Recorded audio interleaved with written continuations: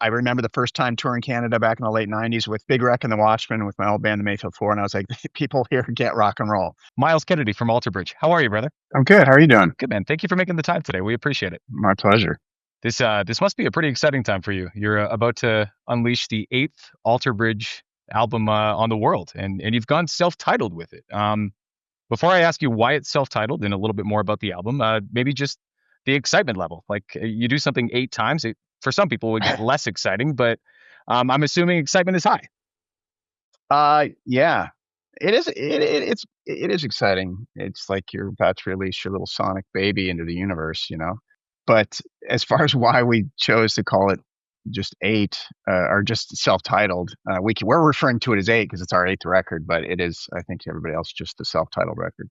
Um, it was either laziness or just um, deciding with the sound of this record, with the approach we use, that it kind of falls into the we lean heavily into like what we've done consistently for the last 20 plus years, which is, it's about the building something melodically and the narrative on top of this riff based approach. It's and we didn't veer too much to the left or the right. It was just kind of right down the middle. This is what we do. This is what we've been known for. So let's just self-title this. That felt like the appropriate thing to do on top of just being extremely lazy. How excited to play it live, take it out for the fans? Because as I'm listening to it yesterday, thank you for the advance copy, by the way. I was so My excited to pleasure. bump that thing a couple of times all the way through yesterday. Cool. It was Rue the Day that right away I'm like, okay, I can't wait to hear this with a live crowd. Like I can't wait to hear this in a big room. How excited to take these songs out and play them for the fans?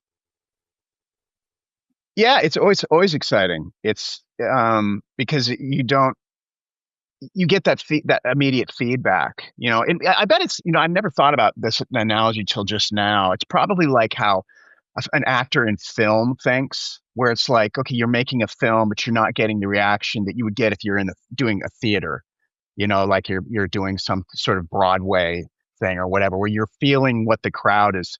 It's palpable because you're in a room with other human beings, and I'm sure that when you're making a film, it's probably a little more sterile. You got your director and you got your director of photography and so on, so it's, handful of people, but that's kind of how it is making a record. It's the same sort of dynamic. So when we get into a room full of people, we get to experience how they're experiencing music, and then hopefully it'll, kind of affect us, hopefully for the better. 20 years is a long time to do anything. Does it feel like it's over 2 decades of fronting this band? Has it felt like that long, or has it gone by quickly? There, there are days when it feels like 40. No, no, seriously, no, it's gone pretty quick. I gotta say, it has gone pretty quick. It's kind of hard to fathom that we've been doing this for 2 plus decades. And it makes you just really, at least for me personally, I'm just grateful to still be in the game after all this time. I was talking with somebody yesterday, and he was just like, "Man, I can't believe you're, decades in on this." I know, and it did go relatively quickly. Yeah. Talk to me about Playing Aces, the first single. Why that one, and maybe you can talk about that one specifically. Yeah, that one was, it's one of those songs where we just kind of knew it had a certain sound to it. It was definitely something we felt like would be appropriate to be a single. A certain, a melodic approach. There's a certain the hook factor and things like that. But yeah, as far as the narrative, it's really, I think, something a lot of people can relate to. It's just like, you try something time and time again, and maybe it doesn't come to fruition, and you're going to, it's that idea of persevering and being relentless, and that's a lot of, if you look at our catalog, that's kind of, yeah, it's pretty paramount to us, to not just for the listener, but for ourselves, to continue to remind ourselves to just keep pressing forward. Hmm. Yeah. I'd imagine it's true for you, like it's been true for so many other artists and bands that I've talked to of your ilk. And that's that now, like you're seeing generations of Alter Bridge fans. And I would imagine after 8 studio albums over 20 years, like it must be cool to see that. You've got the people who were with you since day one, but like now they've got kids, right? And they want to bring their kids Yeah. to an Alter Bridge show. Like, are you seeing more of that? And if so, how cool is that? Yeah, we are. It is really cool. The generational. I just did a tour with my solo band, and we were out supporting Mammoth, and it was fun to see like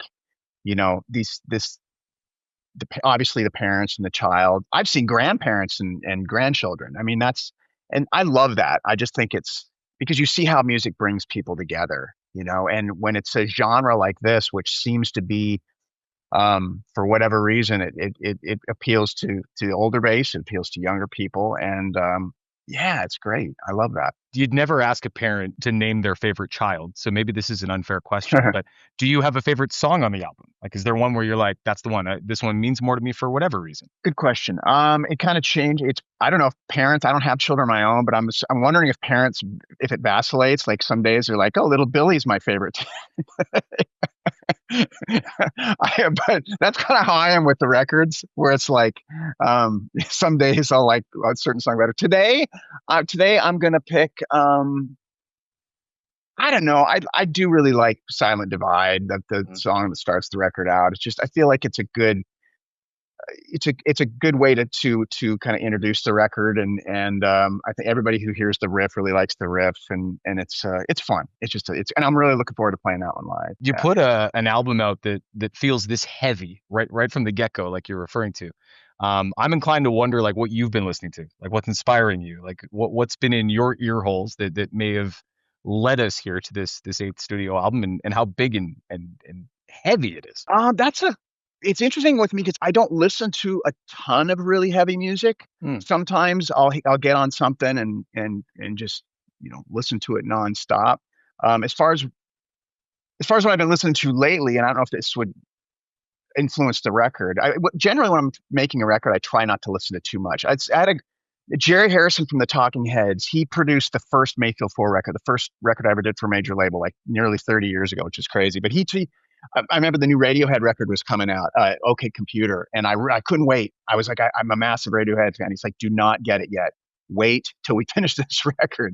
And that really stuck with me. So now once a record's done, then I allow myself to listen to music. And this year I've been listening to, I just love the latest Wet Leg record. Like I probably have spun that more than anything. I just think it's all there for me. All the boxes are checked. It's just great songs. Um, it's all there. That's probably one of my favorites. I love the new Mammoth record. I love the latest Sam Fender record. Yeah. So yeah, I don't. There's a lot of really good stuff out there right now. It's been a hell of a year for rock and roll. Like I really feel like we've been spoiled this year. We're going to look back at 2025 and look at like a lot of not only enormous tours that went out, like rock is still very much alive in a live music capacity, but like some of the studio albums that came out too. It's a great year for rock, wasn't it? Yeah, I totally agree. It gives it gives me hope. It's exciting. I also have to give a shout out to Big Wreck as well. My boy Ian Thornley. The new record, I love that as well. So yeah, it's a great record. It's a great record. It's a great year for music. I agree with you. As we look back at 2025, there is like a little bit of a somber tinge to at least some of the year, because it's the year we lost Ozzy Osbourne. And I guess I just wanted to ask you if you had any specific Ozzy stories or memories, or just maybe what that was like as someone who got closer to Ozzy than a lot of us did. I mean, obviously he had a profound effect. I mean, first time I heard Diary of a Madman, it was just like, what is happening? This is amazing.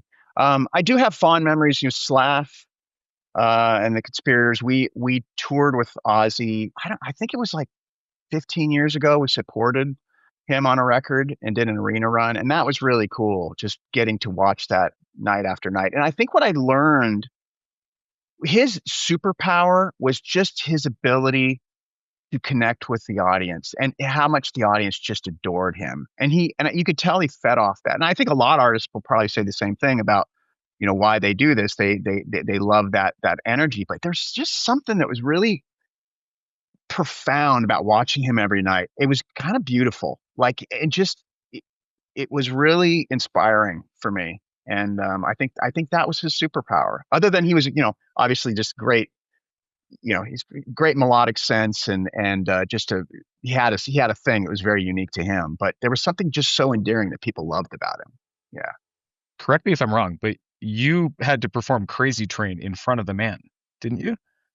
Good. Yes, this is true. And that was I remember rehearsing, even though I knew the song well, I'd heard it a billion times, but I remember practicing just over and over and over, knowing that he would be sitting in the audience. Sometimes people, when they do covers, they'll be like, oh, they'll run it one or two times. I was like, Ozzy's going to be sitting there. I really want to do this justice. So I remember spending 2 weeks just every day, just running it just over and over and over again. So yeah, it was really fun, but it was also kind of intimidating knowing he was sitting there. It's like it's good to know, honestly, from this side of it. I envision that as being so nerve wracking. So to hear you say like, yeah, no, Oh nerves were yeah. racked. That's Oh yeah. Nerves were on. Yeah, it was over the top. Yeah. you have a ton of tour dates in front of you. Logically, you've always stayed notoriously so busy with numerous projects. But I'd be remiss if I don't ask you if you'll come visit us in Western Canada sometime soon. I know you got a lot of I cities all around the world to go to, but just think of us the next time you're mapping out dates because it's been a minute since we've had Alter Bridge in town. We need to make that happen because Canada is a great. I remember the first time touring Canada back in the late '90s with Big Wreck and the Watchmen with my old band, the Mayfield Four, and I was like, people here get rock and roll. So yeah, we need to make it happen. In the summer, not the winter. It's currently snowing Okay. where All I right. am, Yeah. so don't come now. Okay, don't come now. All right. Okay. You got it. Dude, sincere congratulations on this album. It rips. I can't wait for everyone else to hear it. They're going to get it January the 9th. Your self-titled album, your eighth. And congrats on it, dude. You should be proud. Thank you, JD. I appreciate that. And Really thanks for do. your time today. Thank you. Have a good one.